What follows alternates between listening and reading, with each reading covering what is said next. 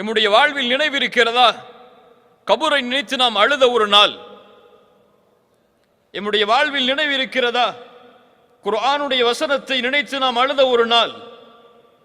M வாழ்வில் நினைவிருக்கிறதா நரகத்தை குறித்து நாம் நினைத்து அழுத ஒரு நாள்? சுப்ஹானல்லாஹ். உஸ்மான் இப்னு அஃபான் கபர்களை பார்த்தால் அழ ஆரம்பிப்பார், தாடிகள் நனையும் அளவு. கேட்கப்படும், உஸ்மான் உனக்கு சொர்க்கம் சொல்லப்படுகிறது, நரகம் சொல்லப்படுகிறது, ஃபலா தப்கி வ தப்கி மின் ஹாதா, அதற்கெல்லாம் நீ அழுவதில்லை, ஆனால் கபரை பார்த்தால் அழுகிறாயா?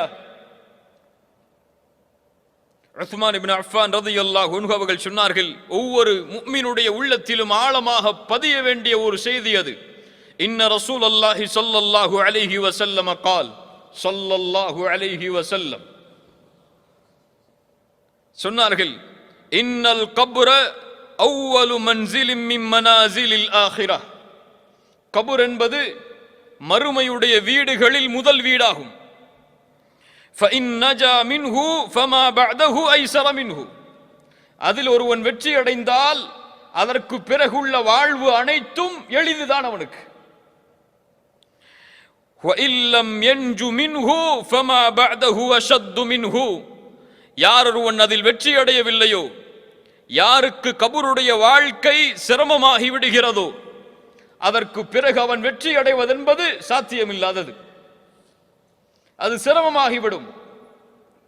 கபரிலே அவன் வெற்றி அடையவில்லை என்றால் மறுமையில் எழுப்பப்படும் பொழுது வலதுபுற கூட்டத்தோடு எழுப்பப்பட மாட்டான்.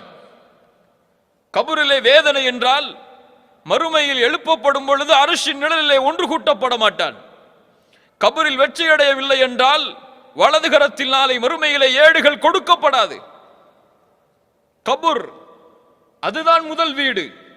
அங்கே வெற்றி அடைந்தால் அடுத்த வாழ்க்கை அனைத்தும் வெற்றிதான். யார் எம்முடைய வாழ்வில் நினைத்து பார்ப்பது கபுரை? மன்னரைகளை சந்தித்து மரணத்தை நினைவு கூறுங்கள் என்று ரசூலுல்லாஹி ஸல்லல்லாஹு அலைஹி வஸல்லம் சொன்னார்களே, எம்முடைய வாழ்க்கையில் எம்முடைய உறவினருடைய மன்னரைக்கு தவிர வேறு என்றைக்காவது மன்னரைகளுக்கென்று தனிப்பட்ட முறையில் சென்று மரணத்தை நினைவு கூறுவதற்காகவே பயணித்தவர்கள் எம்மில் எத்துணை பேர்? உலகம், இந்த உலகத்துடைய ஆசைகள், உலகத்தின் மோகம், நிரந்தரமாக வாழப்போகின்றோம் என்பதை நாம் மறுத்தும் அந்த எண்ணம் எம்மை வாழ வைத்துக் கொண்டிருக்கிறது இந்த உலகத்துடைய பிணைப்போடு. ரசூலுல்லாஹி ஸல்லல்லாஹு அலைஹி வஸல்லம் கபருடைய வேதனையை குறித்து பல செய்திகள் சொன்னார்கள். அதில் ஒரு செய்தி இமாம் புகாரி ரஹிமஹுல்லாஹ் பதிவு செய்கிறார்கள். ரசூலுல்லாஹி ஸல்லல்லாஹு அலைஹி வஸல்லம் சொன்னார்கள், வலகது ஊஹிய இலைய, எனக்கு வஹி மூலமாக கொடுக்கப்பட்டது, அன்னக்கும் துஃப்தனூன ஃபில் குபூர், நீங்கள் கபர்களில் சோதிக்கப்படுவீர்கள். சொன்னது யார்? ரசூலுல்லாஹி ஸல்லல்லாஹு அலைஹி வஸல்லம்.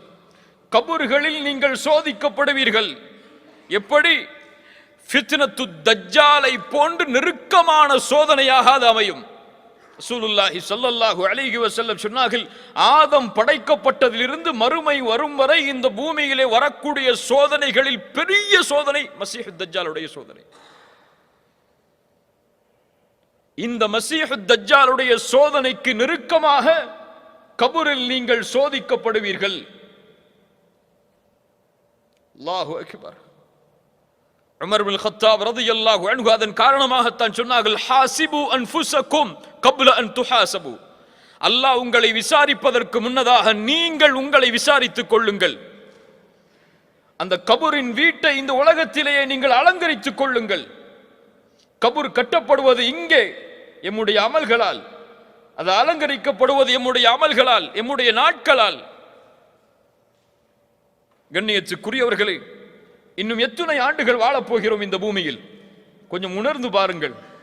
இது வெறும் வார்த்தை நடையல்ல, உணர்ச்சிகளோடு இதை கேளுங்கள். எத்தனை ஆண்டுகள் வாழப்போகிறோம்? ரசூலுல்லாஹி ஸல்லல்லாஹு அலைஹி வஸல்லம் இந்த சமூகத்துடைய வயது என்று எதை சொன்னார்கள்? எதை சொன்னார்கள்? 60 70. இன்னும் எனக்கு 35 ஆண்டுகள் மீதி இருக்கலாம். இங்கே வந்திருக்கக்கூடிய பலருக்கு இன்னும் 10 ஆண்டுகளோ 15 ஆண்டுகளோ 20 ஆண்டுகளோ 25 ஆண்டுகளோ அவ்வளவுதான். கணக்கு முடிக்கப்பட்டு விட்டது. அல்லாஹ் நாடி, அல்லாஹ் அருள் செய்து அதற்கு மேல் வாழ்பவர்கள் மிச்ச சொற்பம். அதுவும் இந்த காலத்தில் இருக்கக்கூடிய நோய்கள், இந்த காலத்தில் ஏற்படுகின்ற திடீர் மரணங்கள், மருத்துவ கணிப்பு சொல்கிறது, அல்லாஹ் அறிந்தவன், 3 பேரில், பூமியில் பிறக்கக்கூடிய 3 பேரில் ஒருவர் கேன்சரோடு தான் மரணிப்பார். அப்படி நோய்களுடைய எண்ணிக்கை அதிகமாக கொண்டிருக்கிறது. மருத்துவமனைகளாக மக்கள் எல்லோரும் படையெடுத்துக் கொண்டிருக்கிறார்கள் தங்களுடைய நோய்களை மரணத்திலிருந்து பாதுகாப்பதற்காக. இன்னும் எண்ணிக்கை குறிப்பிடப்பட்ட நாளை எண்ணிக்கொண்டிருக்கக்கூடிய நாம் எந்த நினைவில் வாழ்கிறோம்?